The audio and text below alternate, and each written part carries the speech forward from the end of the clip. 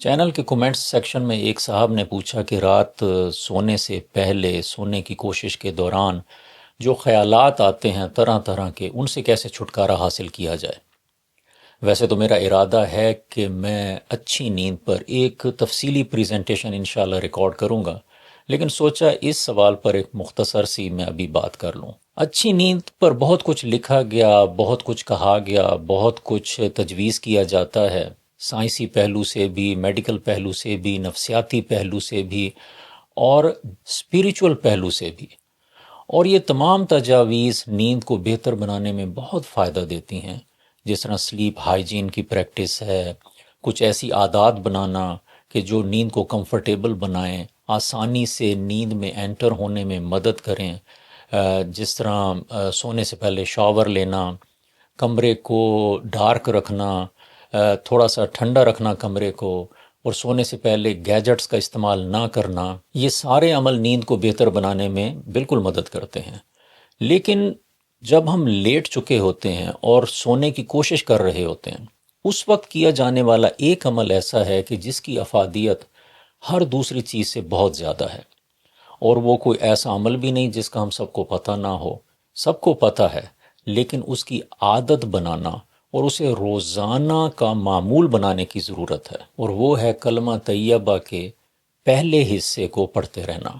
لا الہ الا اللہ، بس اتنے حصے کو۔ اگرچہ پورا کلمہ ہے لا الہ الا اللہ محمد الرسول اللہ، اس کے پڑھنے سے منع نہیں کیا جا رہا،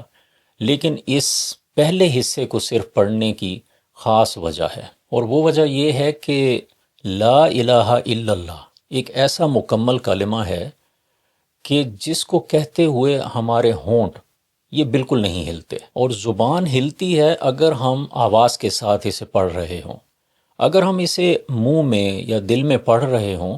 تو پھر زبان بھی بالکل نہ ہونے کے برابر ہلتی ہے، اور پریکٹس کے ساتھ تو ایون کہ زبان ہلائے بغیر بھی اسے پڑھا جا سکتا ہے، لیکن اگر زبان تھوڑی سی ہلتی بھی ہے تو وہ صرف اتنی ہلتی ہے کہ جو نارمل خاموشی حالت میں بھی جتنی اکثر وہ ہلتی رہتی ہے۔ تو اب جس وقت ہم سونے کی کوشش کر رہے ہوتے ہیں اس وقت ضروری ہے کہ ہمارے باڈی کے تمام پارٹس جو ہیں وہ سکون میں ہوں، کوئی مسلز موو نہ کر رہے ہوں۔ جس طرح اگر ہم سونے کی کوشش کر رہے ہوں اور ساتھ اپنا ہاتھ ہلائی جا رہے ہوں تو اس سے نیند میں خلل پڑتا ہے۔ تو اسی طرح ہمارے لپس بھی ہیں کہ اگر ہم کچھ ایسی چیز پڑھ رہے ہیں کہ جس میں ہمیں لپس موو کرنے پڑ رہے ہوں تو اس سے بھی نیند میں تاخیر پیدا ہوتی ہے۔ اور اس عمل کی عادت بنانے کا طریقہ یہ ہے کہ جب ہم باقی چیزوں کا خیال کر چکے ہوں جو سلیپ ہائیجین سے ریلیٹڈ ہیں، اور اسی طرح جب ہم اپنی نارمل تسبیحات بھی کر چکے ہوں اور جو دعائیں ہم روٹین میں پڑھتے ہیں سونے سے پہلے وہ بھی پڑھ چکے ہوں، تو جب ہم بالکل لیٹنے لگیں تو اس وقت اس کلمے کو پڑھنا شروع کریں۔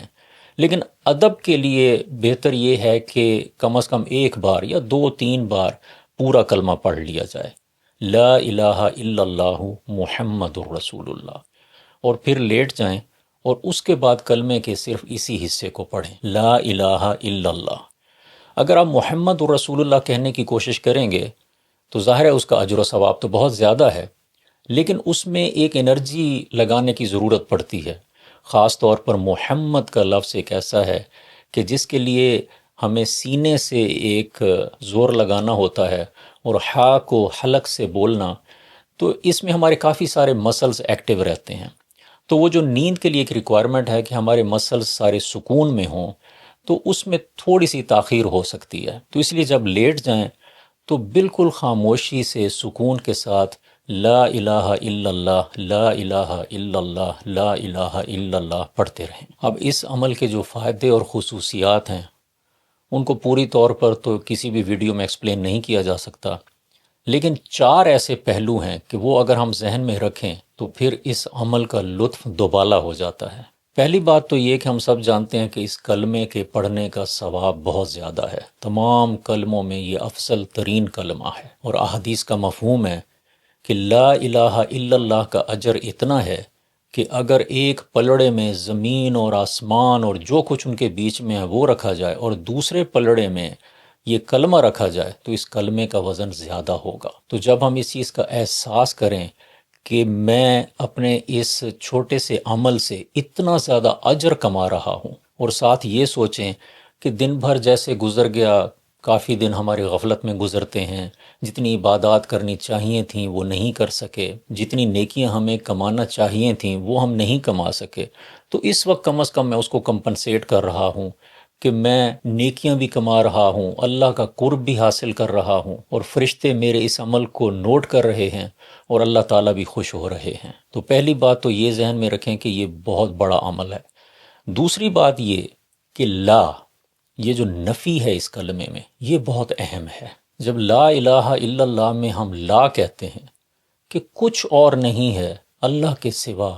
کوئی معبود نہیں اللہ کے سوا، کوئی خالق نہیں اللہ کے سوا، کوئی مالک نہیں اللہ کے سوا، کوئی قادر نہیں اللہ کے سوا، ایون کہ اللہ کے سوا کسی چیز کا کوئی ایکچولی وجود بھی نہیں۔ میرے مال کا کوئی وجود نہیں، میرے عیال کا کوئی وجود نہیں، میرے خیالات کا کوئی وجود نہیں، بلکہ میرا اپنا بھی کوئی وجود نہیں اللہ کے وجود کے سوا۔ تو جب ہم لا کہتے ہیں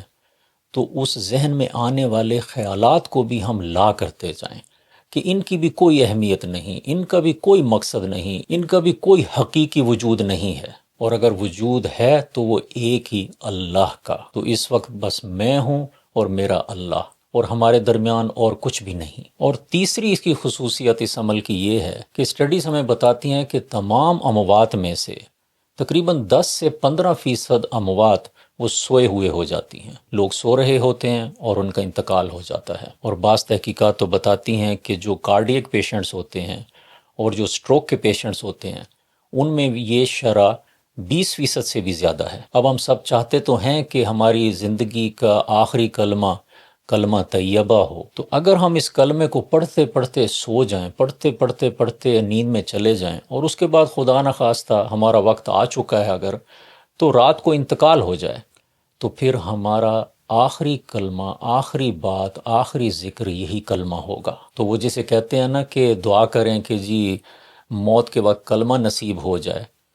تو اس کا تقریباً 10 سے 20% بندوبست تو ہم اسی طرح کر لیتے ہیں کہ اگر ہم اپنا معمول بنا لیں کہ ہم رات سوتے ہوئے